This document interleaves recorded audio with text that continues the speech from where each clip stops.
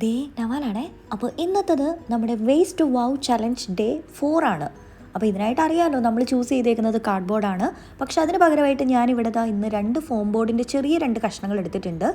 അത് രണ്ടും കൂടെ ഞാനിതാ ഇതേപോലെ ബാർബിക്യൂ സ്റ്റിക്ക് ഒന്ന് ജോയിൻ ചെയ്തിട്ട് ഈ ഒരു രീതിയിൽ ഒട്ടിച്ചു കൊടുത്തിട്ടുണ്ട്. നമ്മൾ ഇതേപോലെ ബാർബിക്യൂ പീസസ് ജോയിൻ ചെയ്ത് ഒട്ടിക്കുന്ന സമയത്ത് ഒരു 1-2 സെക്കൻഡ് ഒന്ന് ടൈറ്റായിട്ട് ഹോൾഡ് ചെയ്യണം. അല്ലെങ്കിൽ ഇതേപോലെ പൊക്കി പിടിക്കുമ്പോൾ അത് പൊളിഞ്ഞു വീഴും കേട്ടോ.